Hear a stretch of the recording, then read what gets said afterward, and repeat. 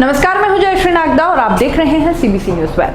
चालू वित्त वर्ष की पहली तिमाही में भारत की जीडीपी यानी सकल घरेलू उत्पाद में 23.9% की भारी गिरावट दर्ज की गई है।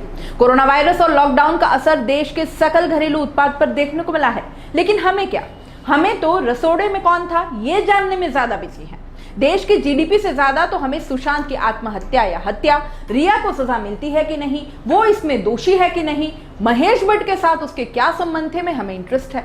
बाकी देश किस गर्त में जा रहा है ये हमें नहीं सोचना, हम तो पूरी तरह से सरेंडर हो चुके हैं। खैर, हमारा फर्ज है, हम जरूर बताएंगे। बॉलीवुड प्रोड्यूसर प्रीतिश नंदी ने एक ट्वीट किया है जो सोशल मीडिया पर खूब वायरल हो रहा है। इस ट्वीट के जरिए प्रीतिश नंदी ने सरकार पर जमकर निशाना साधा है। प्रीतिश नंदी ने ट्वीट करते हुए लिखा कि अब सभी चीजें ढह चुकी हैं या ढहने वाली हैं।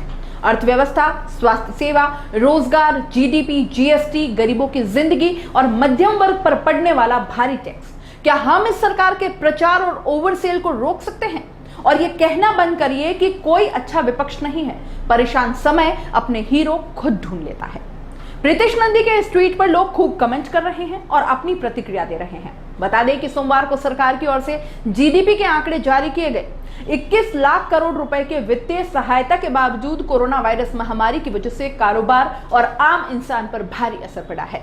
कोरोना संकट के दौरान अप्रैल मई महीनों में कई हफ्तों तक बंद पड़ी इन फैक्ट्रियों की वजह से करोड़ों मजदूर बेरोजगार हुए। अब सांख्यिकी मंत्रालय ने अपने ताजा आकलन रिपोर्ट में कहा है कि लॉकडाउन की वजह से आर्थिक गतिविधियां ठप पड़ गई, जिस वजह से इस साल अप्रैल से जून की पहली तिमाही में अर्थव्यवस्था अप्रत्याशित 23.9% से कूद गई। आइए हम आपको आसान शब्दों में समझाते हैं कि क्या होती है जीडीपी और कैसे दर्ज होती है गिरावट या बढ़ोतरी। किसी भी मुल्क की माली हालत यानी आर्थिक स्थिति का आकलन करने का सबसे अहम मानक है सकल घरेलू उत्पाद यानी जीडीपी या ग्रॉस डोमेस्टिक प्रोडक्ट। इसका अर्थ यह हुआ कि एक वित्त वर्ष के दौरान किसी मुल्क ने कितनी रकम या उत्पाद और सेवाएं तैयार की, यानी एक निश्चित वक्त में देश भर में तैयार की गई सेवाओं और उत्पादों का बाजार मूल्य क्या रहा।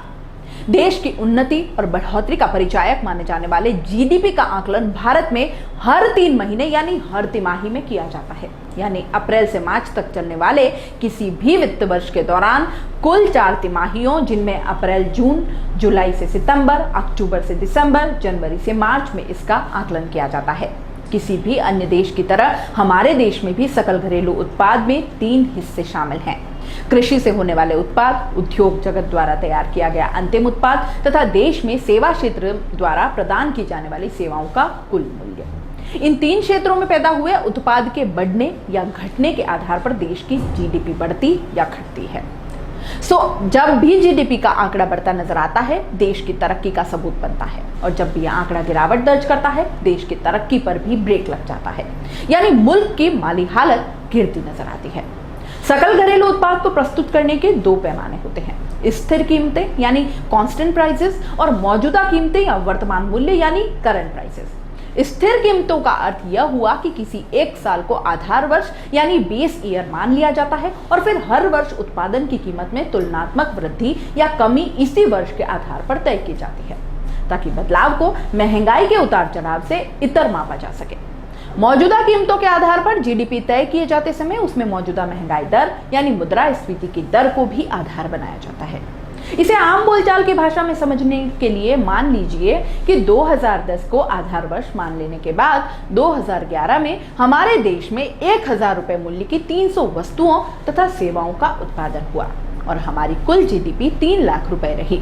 वहीं 4 साल बाद 2015 में कुल 200 वस्तुओं तथा सेवाओं का उत्पादन हुआ, लेकिन तब तक उनका मूल्य 1500 रुपए हो चुका था। तो सामान्य जीडीपी 3 लाख रुपए की ही रही, लेकिन आधार वर्ष के हिसाब से देखे जाने पर इसकी कीमत 1000 रुपए के हिसाब से सिर्फ 2 लाख रुपए रह गई। इसलिए जीडीपी में गिरावट दर्ज की जाएगी। अगर आप YouTube पर देख रहे हैं तो सीबीसी न्यूज वायर का चैनल सब्सक्राइब करिए, पास में दिख रहे बेल आइकन को भी दबाइए, ताकि जब भी हम आपके लिए कोई खबर, कोई जानकारी लेकर आए तो सबसे पहले आपके पास नोटिफिकेशन पहुंचे। अगर आप फेसबुक पर देख रहे हैं तो सीबीसी वायर का पेज लाइक करिए। अगर आप इंस्टाग्राम पर देख रहे हैं तो आप हमें फॉलो कर सकते हैं।